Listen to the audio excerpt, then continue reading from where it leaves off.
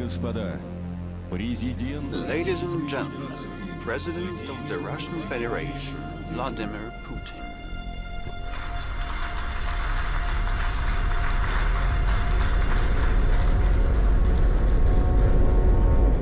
Доллар пользовался очень большим доверием во всем мире. Это почти единственная была универсальная валюта мировая. Зачем-то Соединенные Штаты начали использовать долларовые расчеты как инструмент политической борьбы. Вводить ограничения на использование доллара. Своими руками начали пилить сук, на котором сидят. Но скоро они грохнутся.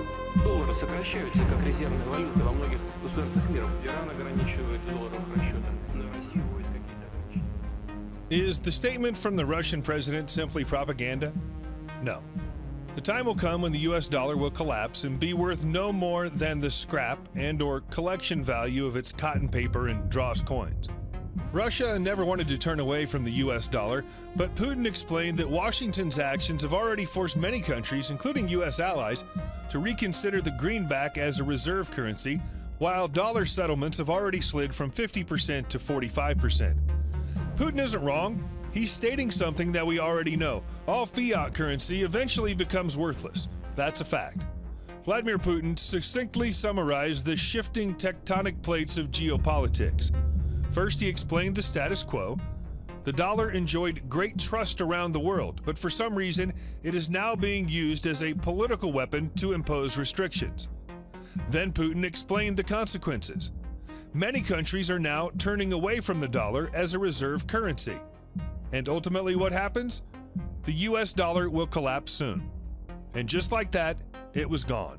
Remember, nothing lasts forever.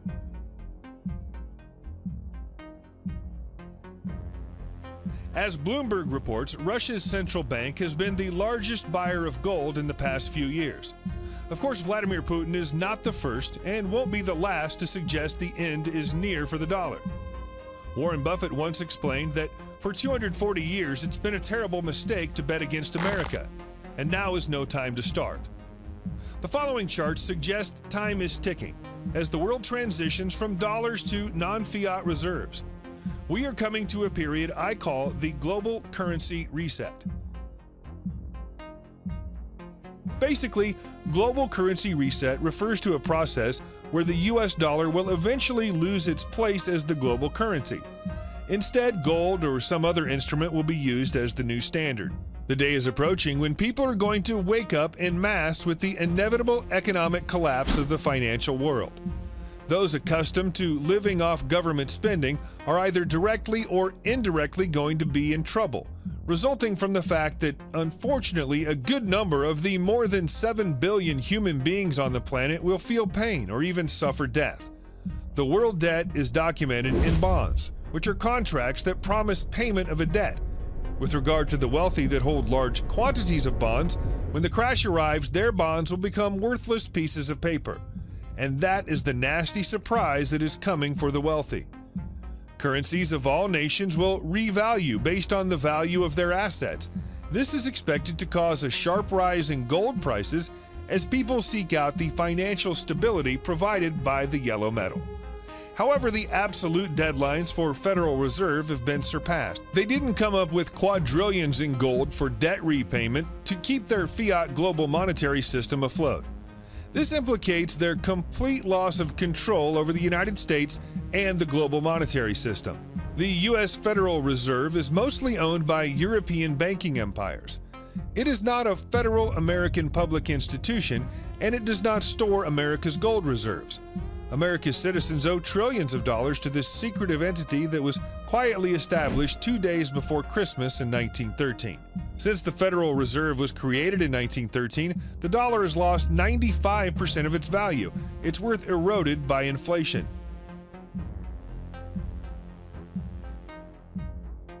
The U.S. debt currently sits at over $22 trillion and grows daily. Sooner or later, government spending has to be paid for. Sooner if by your children, later if by your grandchildren. The 2008-2009 financial crisis, which started in the U.S. through the subprime mortgage debacle, was another flag to the rest of the world, signaling a move away from the dollar toward other currencies. The American people actually showed resistance against central banks for a long time. Before the Fed was established, 3 central banks were shut down by the Americans. In 1788, President Thomas Jefferson, who closed the second bank, said, "Paper is poverty. It's only the ghost of money, and not money itself." President Andrew Jackson closed the third bank. He won the election with the campaign slogan, "Jackson and no bank." He ordered the withdrawal of the government funds from the central bank and paid off the state's debts as the first and only time in U.S. history. The central bank called in the loans, resulting in a crisis which was unsuccessful, followed by an assassination attempt on President Jackson's life. Jackson did not die, and the bank was shut down in 1836. Jackson said to the bankers, "You are a den of vipers. I intend to root you out, and by the eternal God, I will root you out. If the people only understood the rank injustice of our money and banking system, there would be a revolution by morning." It may be useful to remind those who are curious what a system without central banks would be like. The U.S. did not have a central bank for a period of 77 years between 1836 and 1913. At that time, the dollar was printed on 100% gold base by the Treasury, not by the central bank, which means that the amount of paper money issued was limited to the gold reserves. The American people's anger towards central banks also appeared in popular stories. In vampire stories, bloodsuckers symbolize money bank owners. Vampires don't appear in the mirror because bankers are brazen-faced. They can't tolerate garlic because it's the smell of food consumed by the common people. What is the most effective weapon against vampires? Silver lead? Gold and silver money against paper money? Vampires hide just like the big U.S. bankers, secretly gathering on Jekyll Island in 1910 to write the Federal Reserve Act. It was such a secretive meeting that the attendees used code names so that even the servants would not be able to recognize them. The law was approved at Christmas when most of the local population and deputies were on holiday. Thus, in 1913, the authority to print money was granted to the Fed. Meanwhile, the gold standard of the dollar was reduced to 40%. The Fed was supposed to bring stability. However, the biggest economic crisis in history took place in 1929.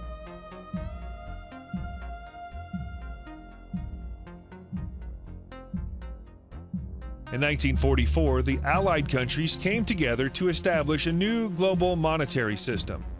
Called the Bretton Woods Agreement, they decided to ditch the gold standard and use the U.S. dollar as the global currency. The agreement also created the IMF and World Bank, 2 institutions tasked to monitor the new system.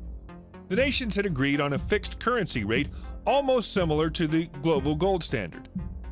The U.S. benefited greatly from this new currency system, and the dollar made its way into central banks around the world. In time, we left the fixed-rate system.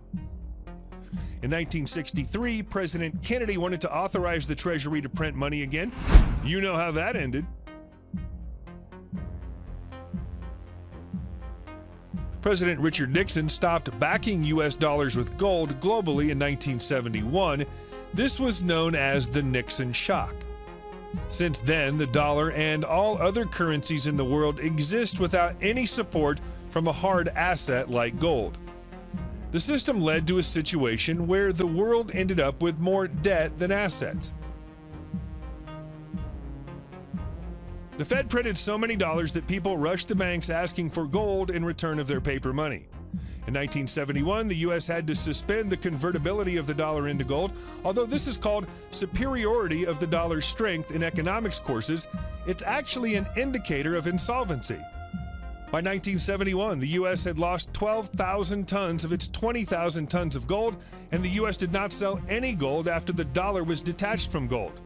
In fact, the dollar was not detached from gold, rather, gold was detached from the dollar. Gold increased by 2,000% between 1971 and 1980. However, derivatives were immediately controlled by the markets. Today, it's a big secret how exactly the Fed prints paper money. Theoretically, the Treasury first issues a debt bill, and the Fed, in return, gives an equivalent amount of dollar to the Treasury. Thus, unbacked money appears out of nowhere. In this process, there are banks which act as intermediaries between the Treasury and Fed. However, it's unknown who these banks earning commissions as intermediaries are. In addition, these banks are the owners of the Fed and receive 6% of the Fed's profit each year. But who they are is hidden from the public. In fact, the Fed, which seems to be state-owned, is actually privately owned, as we can see. Although the CIA and FBI are legitimately subject to inspection, the Fed is not. When President Jackson's administration attempted to control the central bank during the events of the 1830s, the central bank opened fire on them. A former U.S. Treasury Secretary, John Connally, one day said, "The dollar is our currency, but it's your problem."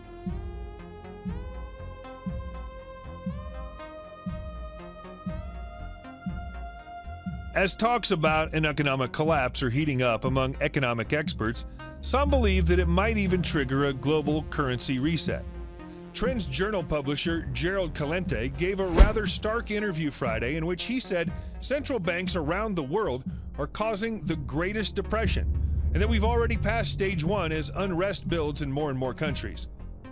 Calente, speaking with Kitco News, first commented on the Federal Reserve's latest interest rate cut, the third since July and third since 2008, essentially calling it a big mistake for everyone but stock traders and companies with massive corporate debt. It's positive for the equity markets and the huge debt that corporations are taking in to keep expanding, but on the negative end, they're just building more debt into the already over $250 trillion debt bubble, he said. So what it is, I call it monetary methadone. They're just shooting in more money to keep the addicted bull running. It's not boosting economies around the world. We're looking at a global slowdown. The IMF, the World Bank, one after another, are warning of a recession. Calente then pointed out that billionaire Bridgewater founder Ray Dalio has been following what Trends Journal has written about the beginning of the gold bull run and how he came out a couple of weeks later and said he's bullish on gold. This is the head of the largest hedge fund in the world, and then just a few weeks ago, he said now he's worried about a Great Depression, Calente said.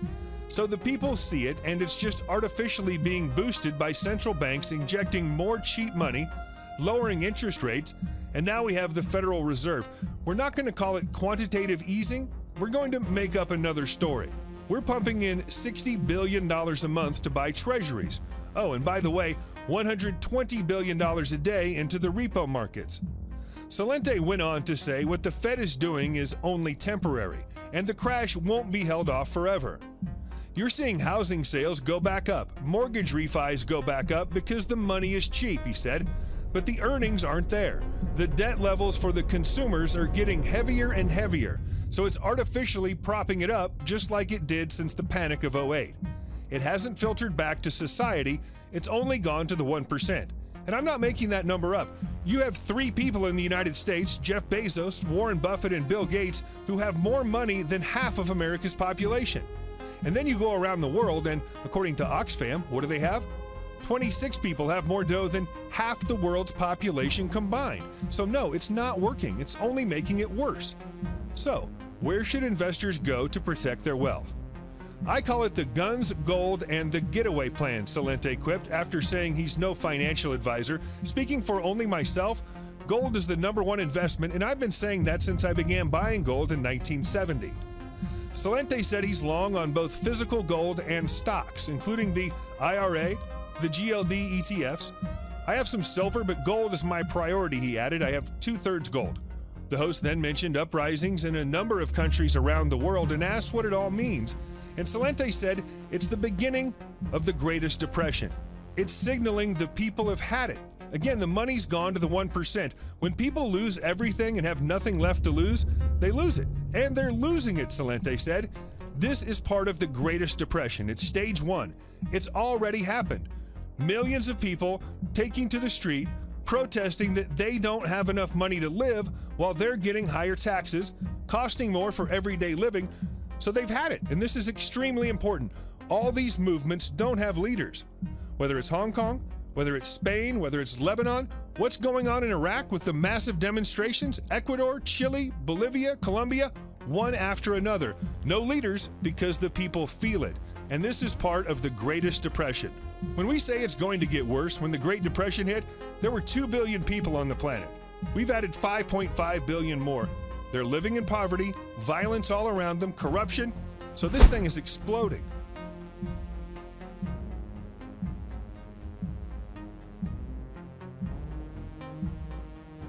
In some ways, we sympathize with Neel Kashkari's concern about the unprecedented wealth inequality that has emerged in the U.S. in recent years, and which has resulted in a slow, methodical, and relentless destruction of the U.S. middle class. Or rather make that precedented, because there was another time when the top 0.1% had amassed as much wealth, and it was just before the Great Depression. After all, who hasn't seen the charts, such as these, showing the tremendous divergence in earned income by America's top 1% at the expense of the middle and lower classes? Or that the top 10% now own 70% of all U.S. wealth, the same as the middle and lower classes combined, up 10% from the 60% of wealth they controlled at the start of the century. Yet we find Kashkari's jaw-dropping, virtue-signaling proposal to grant the Fed wealth redistribution power not only laughable, but absolutely terrifying. After all, it was the Fed's ZIRP and QE that was behind the greatest wealth redistribution in the past decade.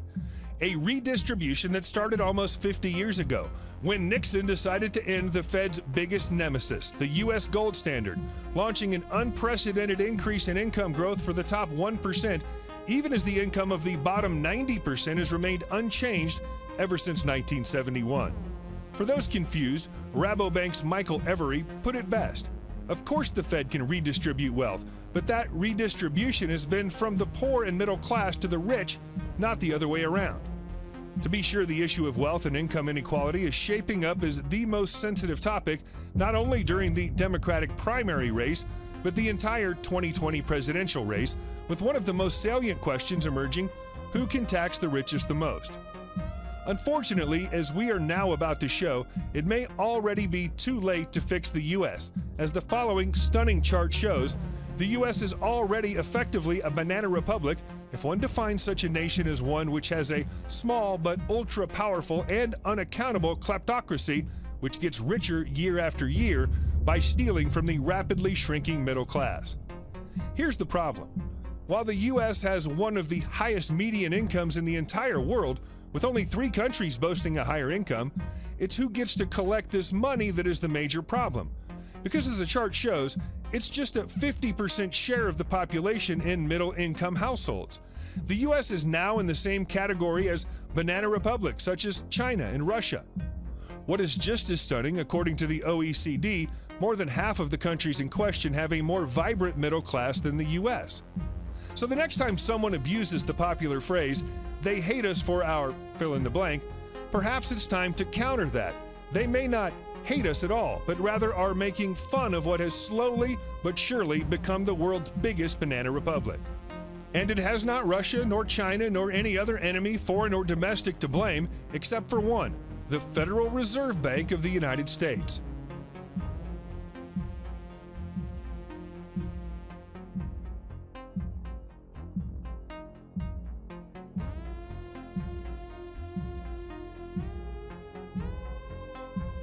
If the American people ever allow private banks to control the issue of their currency, first by inflation, then by deflation, the banks and corporations that will grow up around the banks will deprive the people of all the property until their children wake up.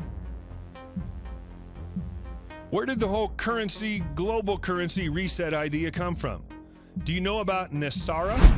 I bet you don't. NESARA is the National Economic Security and Reformation Act. It was to be announced the morning of September 11th, 2001. Yep, it's true. If I got your attention now. William Jefferson Clinton signed NESARA into law October 10th, 2000, and it was to be enacted the morning of September 11th, 2001. NESARA provides major financial benefits to American citizens, including 1. End of income taxes, 2. Forgiveness of credit card and mortgage debt as a remedy for bank fraud, 3. U.S. Treasury bank system, which absorbs the Federal Reserve and new precious metals backed by U.S. Treasury currency, 4. Restoration of constitutional law, and much more. Once again, William Jefferson Clinton signed NESARA into law October 10, 2000, and it was to be announced the morning of September 11, 2001. It's a fact. NESARA is law and is simply not being enforced. Recently, there's been so much news about the global currency reset being imminent, which is really exciting news for anyone who follows the news about it for years. However, this is also one of the most complex topics regarding the mass awakening globally. In order to make this topic clear, I'll provide explanation for some basic terms and show you how the global currency reset is also connected to our financial liberation from the current debt slavery financial system. I'll upload this Nasara video to Patreon. To all my patrons and supporters, I'll give you some exclusive content. You will also be able to watch the Global Currency Reset, Episode 1, and Deutsche Bank videos that have been deleted due to complaints. This gift is for everybody who will support me on Patreon until the end of December.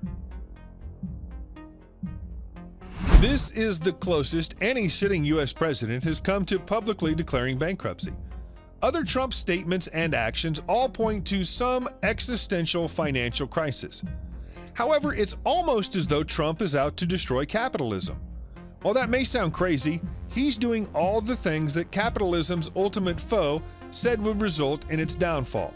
As Vladimir Lenin once said, the best way to destroy the capitalist system is to debauch the currency, subject it to unsustainable levels of government debt, then increase the money supply such that the value of the currency drops sharply. If President Trump wants to be reelected, there is no other way out than to make gold money again. Most people don't realize that they need to own gold. Gold is severely undervalued relative to where it should be because too many people have too much confidence in central banks and fiat money. They don't realize they need to own gold. We're not sure when the global reset will happen, but what will be the trigger, i.e. a corporate debt time bomb that could crash the global economy? Almost $19 trillion of debt is owed by companies that don't earn enough to cover the interest payments.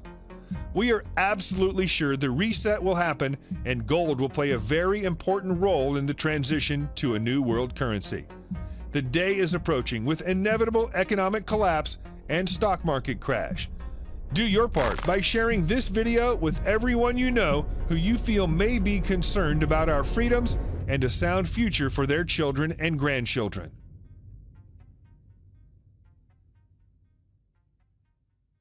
The financial and political opinions expressed in this video are not necessarily of Financial Argument or its staff. Opinions expressed in this video do not constitute personalized investment advice and should not be relied on for making investment decisions.